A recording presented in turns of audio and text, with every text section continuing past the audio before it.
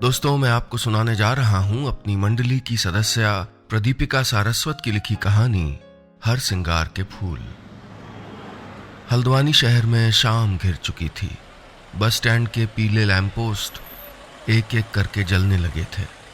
मुसाफिरों और मूंगफली बेचने वालों के शोर के बीच पद्मा ने सामने आकर रुकी बस के कंडक्टर की आवाज को ध्यान से सुना। रानीखेत, रानीखेत, रानीखेत। हाँ, रानीखेत के लिए ही आवाज लगा रहा था वो। पद्मा ने बस के सामने वाले शीशे पे लगी पट्टी को पढ़ा। RANI। बाकी अक्षर साफ नहीं दिखे थे। खैर, उसने अपने दोनों बैग उठाए और बस में चढ़ गई। वो एक बार फिर अकेले हो जाने पर दुखी थी, लेकिन खुश भी थी कि अब वो इस बड़ी सी दुनिया में अपने लिए एक घर बना पाएगी। उसका घर, जहां कोई वार्डन नहीं, कोई रूममेट्स नहीं, सिर्फ उसके नियम कायदे होंगे, जहां उसकी मर्जी से सब होगा। 3 साल की उम्र में ही अनाथालय पहुंचा दी जाने वाली पद्मा के पास अपना कहने को माँ बाप का दिया एक नाम ही था, लेकिन उसे भरोसा था कि एक दिन सब ठीक हो जाएगा। उसे यकीन था कि कोई ताकत है जो हमेशा उसके साथ है, जो हर मुश्किल में उसका साथ देती आई है और आगे भी देगी। 20 साल तक अनाथालय में रहने के बाद पद्मा पहली बार अकेले सफर पे जा रही थी। रानीखेत के एक स्कूल में उसको लाइब्रेरियन की नौकरी मिल गई थी। थोड़ी ही देर में बस लगभग पूरी भर गई।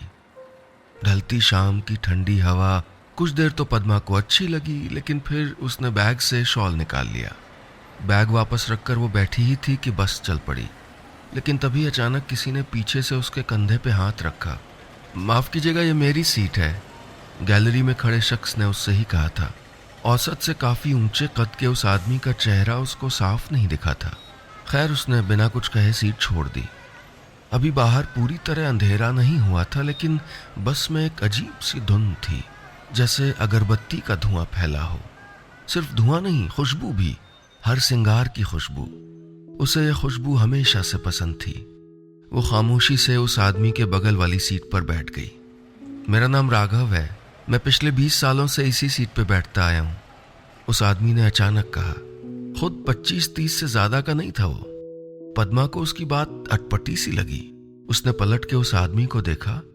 उसकी भूरी आंखें अंधेरे में चमकी थीं। उसे पहले कभी नहीं देखा था पद्मा ने, लेकिन अजीब था कि उसको ये आंखें पहचानी सी लगी। कहां देखा है मैंने इसको? पद्मा ने दिमाग पर जोर डाला। अनाथालय की लड़कियों के लड़कों से मिलने के मौके कम ही होते हैं। उसने सीट पर सर टिकाकर आंखें बंद कर लीं।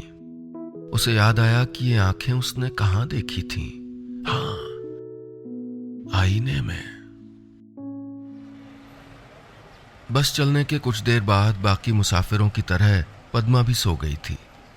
बीच में 1-2 बार उसकी आंख खुली भी, लेकिन हल्की सर्दी में शॉल की गर्मी, रात का सफर और नींद का नशा कुछ ऐसा था कि वो कलाई पे बंधी घड़ी भी नहीं देख पाई थी।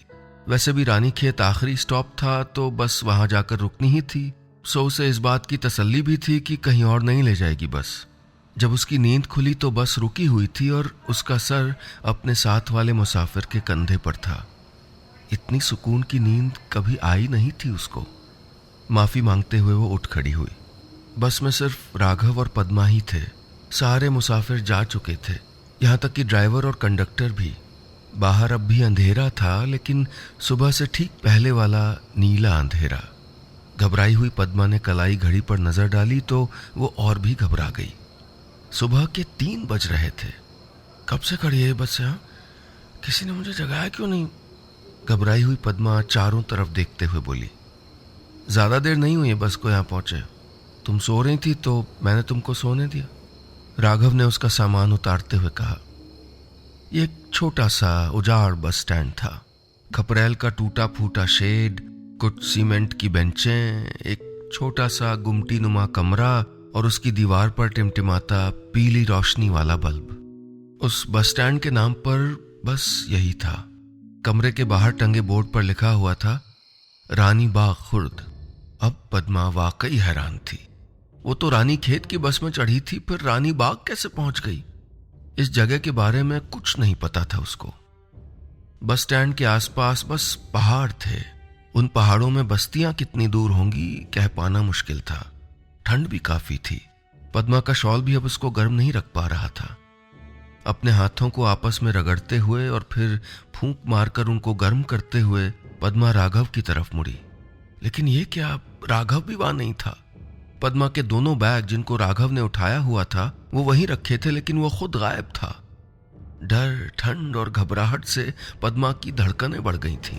बदन से जैसे जान ही निकल गई थी। उसने चिल्ला के राघव को पुकारने की कोशिश की, लेकिन गले से आवाज ही नहीं निकली। गलत जगह पहुंच जाने से ज्यादा डर उसको राघव के अचानक गुम हो जाने पे लगा था। राघव था तो उस अकेली लड़की को न जाने क्यों एक तसल्ली सी हो गई थी कि वो है तो सब ठीक हो जाएगा। लेकिन उसके अचानक चले जाने से वो खुद को बहुत अकेला पा रही थी।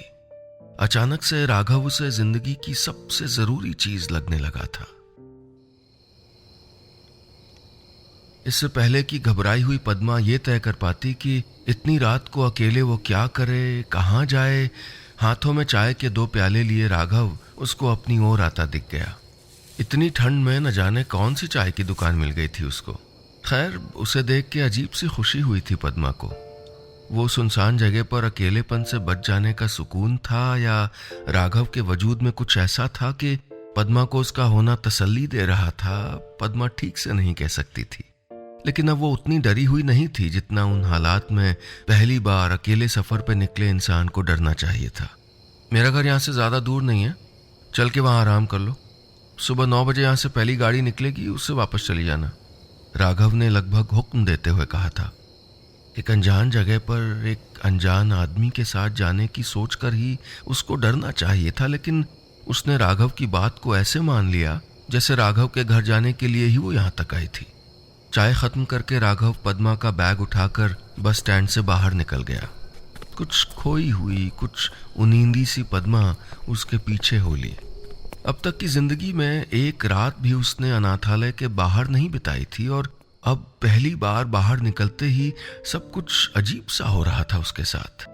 सही कहती थी वार्डन मिस, बाहर की दुनिया बहुत अलग है, पद्मा ने सोचा। बस स्टैंड से सटा हुआ एक पहाड़ी रास्ता नीचे की ओर जा रहा था।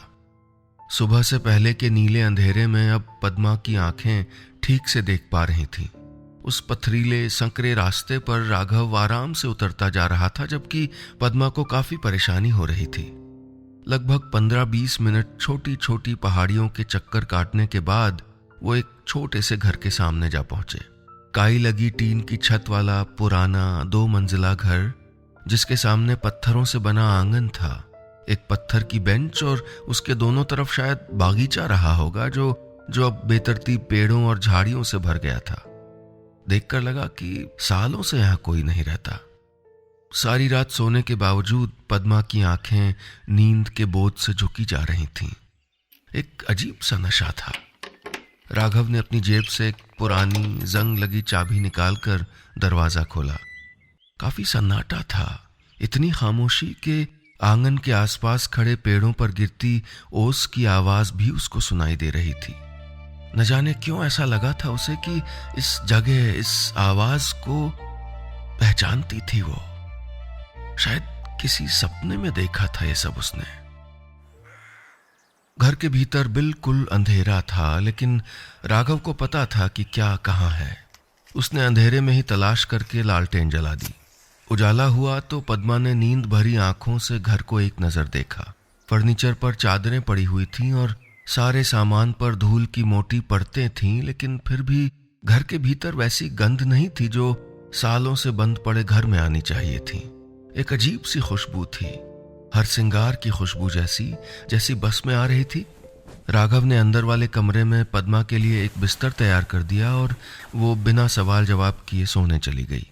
आंख बंद करते ही उसको नींद आ गई। सोकर उठी तो सूरज की रोशनी खिड़की पर पड़े मोटे पर्दों से छनकर कमरे में फैल रही थी। सबसे पहले उसकी नजर सामने दीवार पर लगी एक उल्टी तस्वीर पर गई। उसे एक पल के लिए समझ नहीं आया कि वो कहाँ है। आंखों को हथेलियों से मलते हुए उसने खुद को नींद के असर से बाहर निकाला। थोड़ी देर में उसे सब कुछ याद आ गया कि वो कल गलत बस में बैठकर किसी अजनबी जगह पर किसी अनजान आदमी के घर में आके रुकी थी। उसे याद आया कि 9 बजे उसे बस पकड़नी थी। कलाई घड़ी पर नजर डाली तो देखा अभी 7 ही बजे थे। उसने बिस्तर से उतरकर राघव को आवाज दी, लेकिन कोई जवाब नहीं मिला। उसने पूरे घर में उसको तलाशा। ऊपर के कमरों के सारे दरवाजे खुले हुए थे। किचन में ताजा दूध, सेब और अंडे थे और हर श्रृंगार के कुछ फूल भी थे, लेकिन राघव कहीं नहीं था। पद्मा ने बाहर आकर देखा तो वहां भी नहीं था। बाहर पेड़ों पर गिरी ओस पर सूरज की किरणें सितारों की तरह चमक रही थीं।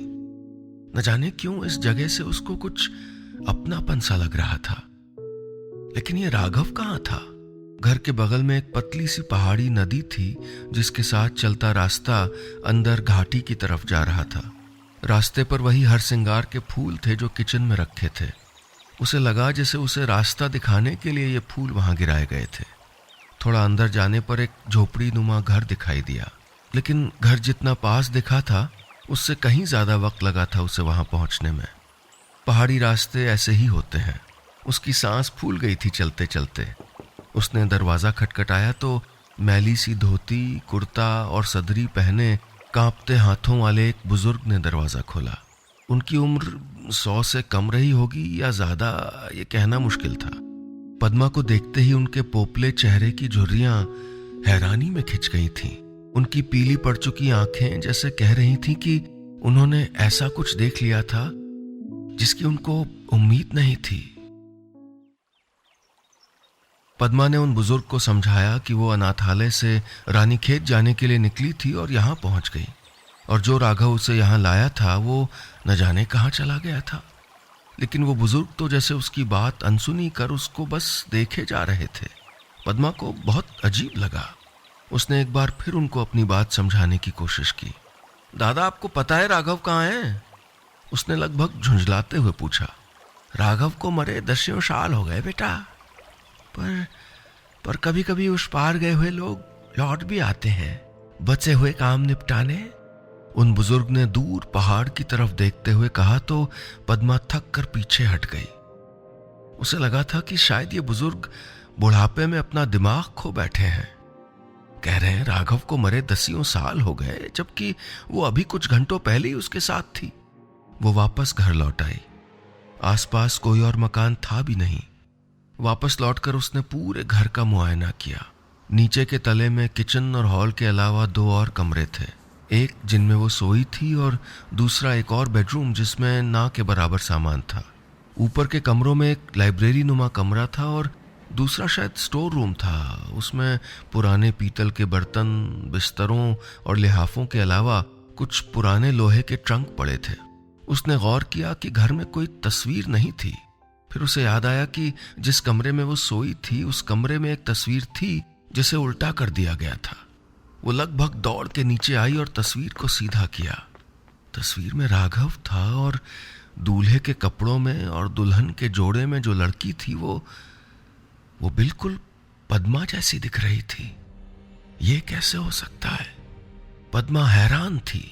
लग रहा था जैसे कोई पुनर्जन्म वाली फिल्म देख रही हो। थोड़ी देर के लिए डर भी लगा था उसको। ये सब क्या हो रहा था उसके साथ?